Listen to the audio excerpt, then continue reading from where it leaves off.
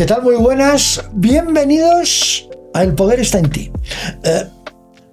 Ya sé que el programa tiene unos derroteros muy interesantes y muy bien definidos, pero quiero contar una anécdota personal mía relacionada con los números. Siempre he sido un negado para los números. Era un total y absoluto inútil. La prueba, que ya lo hemos contado en este programa, es que acabé quemando el álgebra Baldor 1 y 2, porque tenía 2 tomos y eran así de gordos. Así que fue una hoguera absolutamente perfecta, no necesariamente por San Juan. Pero, ¿qué hice para superar ese problema de mi negación con los números? Tengo una memoria, y la sigo teniendo, prodigiosa. Y me aprendía fórmulas matemáticas y resolución de problemas total y absolutamente de memoria. Me aprendía no el procedimiento, sino directamente el resultado y cómo se llegaba a este resultado, pero de memoria. No es que estuviera haciendo cálculos, simplemente respondía de memoria. Me funcionó muy bien con 2 otras materias que odiaba, física y química. Las odié hasta visceralmente, una cosa pero terrible. Me gustaban los experimentos de química, pero odiaba todo lo de las fórmulas. También me las aprendía de memoria. Cuando el profesor de química me sacaba la pizarra y me decía butanoato de metilo, yo no tenía la más pastelera idea de cómo, pero me sabía la fórmula y así salí bachiller. No es su caso, César. ¿Qué tal? Muy buenas. ¿Cómo estás, Ramón? Usted sí tenía pasión por las matemáticas. Pero esta historia me gusta. Pero mi historia es de acá de cabeza. Esta historia me gusta, ¿sabes por qué? Porque refuerza lo que habíamos conversado en otro programa, donde te decía, yo tengo la filosofía que todo lo que sucede es para bien. Sí, claro. Si a ti no te hubieran gustado, si a ti te hubieran gustado los números, quizás no hubieras alimentado esa memoria prodigiosa que tienes ahora. Muy bien. Lo has ejercitado. O sea, no es que todos hemos nacido con la misma capacidad cerebral, no sé qué. La ejercitamos y logramos lo que tú tienes ahora, ¿no? Una memoria prodigiosa. Así que hay que recuperar el Baldor. No sé qué harás, porque de la hoguera la vas a tener que recuperar, ¿eh? Lo recuperé y agradecer. En un momento cuando tenía que ayudar a mi hijo a estudiar matemáticas. ¿Sí? Infidencia total. Wow. ¿Y qué le enseñabas a tu hijo? A odiarlo. ¿A cómo memorizar? No, memorizar. No, fuera de broma, de verdad. Hubo un momento, y lo voy a contar porque además viene al caso y te vas a sentir totalmente identificado. Mi hijo tenía problemas con las matemáticas, genético.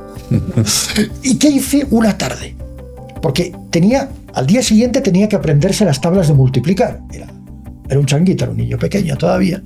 Y me lo llevé al mirador de Uquisamaña. Era un domingo. Empezamos a las 2:30 de la tarde, después de almorzar, y empezamos a 1 por 1 es 1, patata, 3 por... hasta que las memorizó total y absolutamente en una tarde. Pero estuvimos los dos con persistencia, con tenacidad, con fuerza, con ilusión, con entusiasmo, con valentía. Tal vez Dios me echó una mano por ahí, pero era algo de mucho coraje, ¿verdad? Sí. Pues ya está. Entonces, y un momento que seguramente no lo olvida ni vos ni tuyo. No, se acuerda todo. Una relación padre-hijo, ¿no? Me maltratas. Un momento en que ambos tienen la dificultad por un tema, sí, y han encontrado la forma de resolverlo. Correcto. Vámonos. También es importante. Vámonos al episodio de hoy, que tiene que ver con otra etapa de su vida. Ya economista, recordemos, piloto de caza, miembro de la Fuerza Aérea Boliviana. Luego economista, egresado de Economía de la Universidad Autónoma Gabriel René Moreno en Santa Cruz, pero ahora el emprendedor, el niño que a sus 10 años vendía bolsas en el Mercado Rodríguez, decide un emprendimiento y decide fundar una consultoría. Vamos con ello. Bien, a ver, la universidad de la cual yo creía que iba a aprender más la aplicación de los números, me dejó más bien otra lección, ¿sí? La economía no son números, la economía es una ciencia social, una ciencia social, y que la acción que nosotros podamos hacer puede repercutir de manera macro o de manera micro en la gente. Por tanto, me quedó esa inquietud de decir, oye, tenemos un instrumento importante para transformar la vida de las personas. El poder de transformar las cosas a través del conocimiento de una materia. De muchas hay, ¿no? Medicina, bueno, todas pueden aportar. Entonces, el conocimiento es un instrumento que nos ayuda para esa transformación de la sociedad. Y dije, bueno, ¿qué hacemos? Entonces yo tenía el conocimiento previo de haber sido un comerciante, un vendedor de bolsas, un vendedor de mermeladas, de pastelería. Había adquirido el conocimiento de la universidad sobre los temas sociales. ¿Qué hacemos? Entonces, con mis hermanos que estábamos trabajando en Santa Cruz, ya se habían ido allá, dijimos, hagamos una empresa. Hicimos una empresa que fue empresa consultora y comercializadora. Mira cómo va la cosa, ¿no? Consultora y comercializadora. Bien. Consultora y comercializadora. Bien. Dos cosas. Perfecto. Mi hermano estaba dedicado a la parte de la agricultura. Se había metido a la producción de temas de limones, unos limones enormes. Hans, Hans, además estuvo becado en el Zamorano. Sí, sí, él estudió en el Zamorano. Es una maravilla. Sí. Entonces, estaba en un proyecto enorme de la producción de los limones y teníamos que introducir el producto, así como repitiendo la historia, ya no bolsas, sino limones, Claro. como los vendemos, ¿no? Incluso yo recuerdo un momento con mi papá, ¿no? Todavía estaba con vida de mi papá y decimos, oye, tenemos no sé cuántas toneladas de limón, es un producto perecible, ¿no? Así que hay que venderlo. ¿Cómo vendemos? ¿Y sabes qué nos respondió mi papá? Si la vida te da limón. No, la vida Si la vida te da limón, es limonada. la limonada, ¿verdad? Esa es Forrest Gump. una también, Esa ¿no? es Forrest Gump. Pero la otra es que mi papá dice, ¿y por qué no se contratan a todos estos potosinos que venden en las esquinas? ¿Esto es en serio? ¿En serio? La ¿Sí? gente que venía del norte de Potosí. ¿Por qué no contratan? O sea, Buena idea. Nosotros, wow, ¿sí? ¿No? Ahí tenemos toda La idea es una fuerza de comercial, una fuerza de distribución. Lo Monumental. recuerdo así. Monumental. Bueno, nos dedicamos a la venta de los limones. Bueno, no había limones nomás, sino toronjas, naranjas, una serie de cosas, camioncitos, mercados. O sea, cítricos. Teníamos pero- gente, Claro. teníamos gente que se dedicaba a distribuir. Introducimos estas bolsas de malla, con esas se sigue, hasta ahora se sigue vendiendo, ya nosotros no estamos en ese negocio, pero sí nos dedicamos a hacer la comercialización de limones. También nos dedicamos a otra área, a producir maní tostado, a introducirlo también en los mercados, en los supermercados. Bueno, más o menos siguiendo el camino de mi papá, que fue también una persona que era muy emprendedora. Empezamos a hacer muchas cosas, algunos dedicados un tiempito, como yo, que no podía porque seguía en la Fuerza Aérea, dedicaba un tiempo, y otros dedicados al tiempo completo. Pero siempre tuve el afán, desde que estudié en la Gabriel René Moreno, de encontrar cuál era el propósito de mi vida. Y el propósito de mi vida no era limones, no era vender bolsas, sino quería saber cuál era el propósito de mi vida. Y siempre estuve enfocado. Y no es algo que lo he resuelto en el corto plazo, no lo he resuelto de la noche a la mañana, no lo he resuelto después de la universidad, ni después de haber estudiado No, una maestría. ni ahora, No. ni ahora, porque cada Ahora, vez ahora yo te lo aprendiendo. dejo como spoiler, como tú dices, Spoiler. a que sí ya tengo, de alguna forma, el propósito de mi vida. Pero además Tranquilos, ¿no? voy mejorando cada vez que hago estas reflexiones constructivas y seguramente se los vamos a hacer conocer Seguro. en uno de estos capítulos, quizás el último capítulo. Es muy poco. Entonces, buscando eso, dije, si ya tengo una herramienta de hacer transformaciones y esas transformaciones pueden beneficiar a la sociedad, ¿por qué no me dedico a hacer proyectos? Entonces abrí la consultora para hacer proyectos que hagan transformaciones, proyectos para la producción. Mi hermano era agrónomo y dijo, oye, mira, hay todo un ámbito en que no se trabaja bien, no se hace buena producción, fallamos en la producción agrícola, fallamos en la conexión del productor con la comercialización, no tenemos canales de exportación, no hay buenos canales de suministro, una serie de elementos que siempre nos están fallando. Entonces, ¿por qué no hacemos proyectos para mejorarle? No solamente pensando desde el punto de vista de regalar, digamos, nuestro tiempo para mejorar gente, sino también como un servicio que nos genere réditos como empresa. Entonces empezamos a buscar, ¿no? Tocar puertas. Nosotros queremos trabajar en proyectos. El gran problema del país es que primero te piden experiencia. A ver, ¿cuántos proyectos ha hecho usted? ¿No? ¿Cuántos proyectos ha hecho? Y bueno, un lado, descalificado de los procesos de licitación. El otro problema es que si tú no le metes el billete por debajo de la mesa para que te lo adjudiquen, nunca lo recibías. Ya. Y entonces participamos. Wow. No sé cuántas licitaciones. No, y el tercero, hay que tener un padrino. Si tienes un padrino, la cosa va mejor. Pero claro.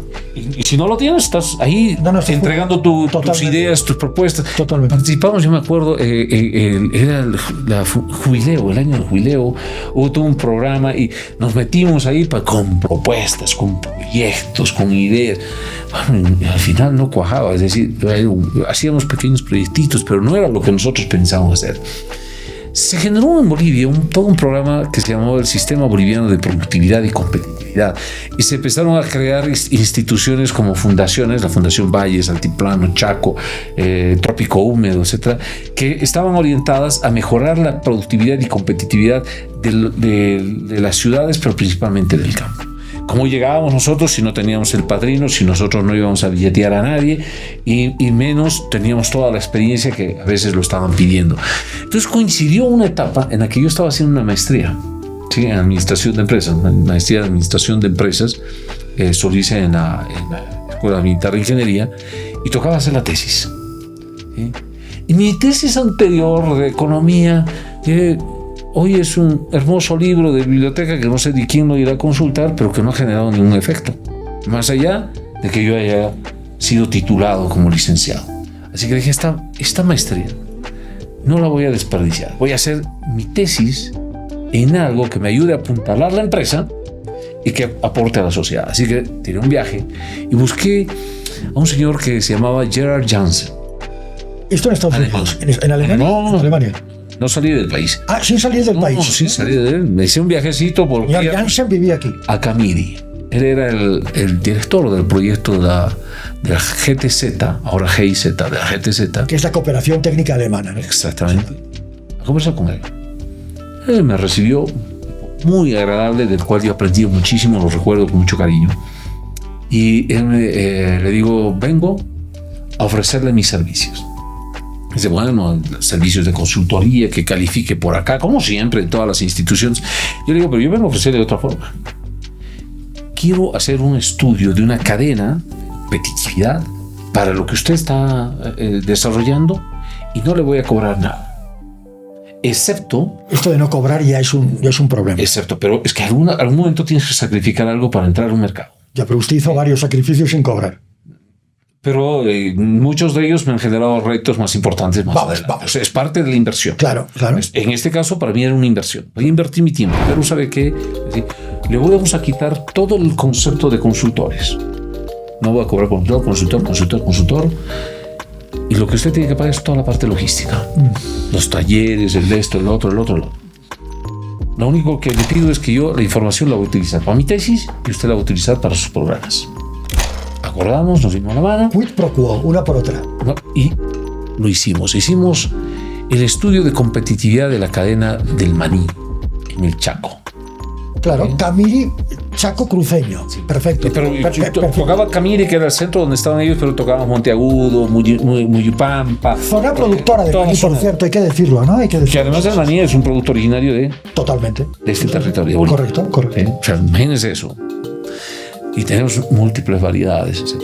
Fue sensacional, porque hicimos unos talleres participativos donde entrábamos en contacto con la gente y ahí conocíamos sus problemas, sus inquietudes, de cómo guardaban su producción en el dormitorio y preferían dormir afuera porque era más valioso en su momento el producto, no tenían buenos sistemas de almacenamiento. Yo estaba así realmente emocionado con ese proyecto y seguía soñando en más cosas y dije, esto es lo que a esto he sido llamado, ¿sí? Hacer proyectos de esta naturaleza, porque a través de la investigación, del conocimiento, podemos aportar para que ellos mejoren sus cadenas productivas, mejoren su condición económica y lo hagan cada vez mejor. Y así fue. O sea, hice uno gratis, porque los demás, la misma GTZ, por la calidad de trabajo que habíamos hecho, nos empezó a contratar en otros proyectos. Después saltamos al Banco Mundial, al Banco Interamericano de Desarrollo, al PNUD. O sea, ya no, ni siquiera íbamos a buscar las licitaciones, sino era que nos buscaban porque teníamos referencia de todo lado. César, perdón, con un patrón común, que esto es muy importante. Primero, de a poco y luego ir paso a paso y paso sin perder la tenacidad, ni la ilusión, ni el entusiasmo, ni la valentía, ¿verdad? Hay que ser muy valiente para ser emprendedor en Bolivia. Sí. Hay que tener una valentía pero enorme, hay que ser sumamente valeroso. Y eso te lo dejo para que en otra reunión No, sin duda. sobre cómo emprender, ¿no? Cómo emprender en Bolivia. Pero bueno, y eso que existe en cualquier parte del mundo, creo que en Bolivia es una tarea realmente titánica. Así que vamos a hacer un día de eso para hablar sobre eso. Dicen por ahí que Dios da las batallas más difíciles a sus mejores guerreros. Y usted es un ejemplo de esto, ¿verdad? Es decir, una consultoría es un emprendimiento. Es un emprendimiento. Porque uno va y ofrece un servicio, ¿verdad? Ofrece un producto. Pero además... No es fácil esto, ¿eh? Es tan linda la consultoría que yo digo, me pagan para aprender. Porque cuando yo hacía las consultorías, además de que yo entrego un documento, los informes y todo eso, todas las recomendaciones se lo lleva la institución que nos había pagado para hacer los servicios de consultoría, en todo ese proceso yo había aprendido un montón de cosas. Claro. Un montón de cosas. ¿Y eso dónde está ahora? Está aquí. O sea, yo me lo he aprendido. Yo te puedo hablar ahorita de maní, te puedo hablar de caña de azúcar, porque hicimos nosotros, antes de que en Bolivia se empiece a hablar sobre el tema de los biodiesel y el biocombustible y el alcohol, etanol, etc., hicimos con una asociación que en Santa Cruz que se llama Azucaña el estudio para incorporar alcohol anhidro en los vehículos. Se está hablando del año 2000 más o menos. Claro, pero no había ni siquiera esa idea. Yo tengo ese conocimiento en ese momento. Hace 24 años todavía seguía predominando la idea en Bolivia y en el mundo que los desplazamientos, el tránsito, la circulación y todo debía depender de vehículos exclusivamente con combustibles fósiles. No, porque además es un negocio enorme. Y había otra idea, de que sí, claro. Los alimentos no se pueden convertir en combustibles. Sí. Y yo llegué a hacer... De hecho, los alimentos se convierten en combustible. No, en el cuerpo. Pero esa era la idea. Sí. Y entonces yo hice mi presentación porque realmente, y sigo creyendo, que el sector azucarero en Bolivia debía apuntalárselo más. ¿Sí? Debía darse más oportunidades. Porque es uno de los sectores generadores de empleo, no de las actuales condiciones de trabajo donde hay explotación laboral, pero se puede generar. Terrible lo de los ingenios. Mucho ingreso, tema que podríamos conversar. Pero Fabes, hicimos de todo. Y ahí yo creía que el propósito de mi vida era hacer proyectos y que a través de mi conocimiento y de mis recomendaciones ayudarles a mejorar la vida de todas las demás personas. Digo creía porque en mi vida, siguiendo este camino de proyectos, porque ahí me quedé en la Fuerza Aérea, hicimos un montón de proyectos, conocí a un general, ahora general, un coronel de la Fuerza Aérea con quien también trabajamos muy de la mano y se hizo muchísimos proyectos. Hicimos proyectos por donde podía, hacía proyectos porque creía que ese era el instrumento para transformar. Es un instrumento importante para hacer transformaciones. Pero proyecto tras proyecto, llegué a un proyecto que me enseñó que mi propósito de la vida no había sido hacer proyectos, había sido otra cosa. Así que se los dejo para que podamos chequearlo en otra oportunidad. César, vamos a diferenciar entre un proyecto académico, un proyecto empresarial, un proyecto industrial y un proyecto de vida. ¿Con cuál de estos se queda o con todos a la vez? ¿O hay una interrelación en todos estos proyectos? Yo creo que hay una interrelación. Sí. Una interrelación entre todos los proyectos. Pero básicamente el que manda, el que lideriza, es el proyecto de vida. ¿Sí? O sea, cada uno tiene que tener un proyecto de vida. Y yo lo aprendí y lo empecé a aplicar y después lo escribí en una hojita. Antes lo escribí en una hojita, ahora lo tengo escrito en el celular, de los objetivos que tengo año a año. Cuántos libros tengo que leer, qué cosas tengo que lograr, qué acciones debo desarrollar año a año. ¿Sí? Y lo reviso al menos una vez al año. ¿Sí? Lo hacía antes en el día de mi cumpleaños. Me iba a un lugar y a ver qué he logrado un año. Ahora lo hago en otra fecha porque el día del cumpleaños siempre uno tiene otro tipo de distracciones y uno necesita dedicarse un día a eso, a revisar cuáles eran sus objetivos, qué hemos avanzado y cómo le podemos todavía mejorar para seguir en ese propósito de la vida. Recuerda que los proyectos de vida necesitan una guía y para eso estamos aquí, ¿eh? Porque tú eres el arquitecto de tu propia catedral. Destino y de tu futuro. Gracias. Yo lo digo de otra forma. Tú eres el piloto del avión que es tu vida. Y yo soy el copiloto. Hasta la próxima. Hasta la próxima.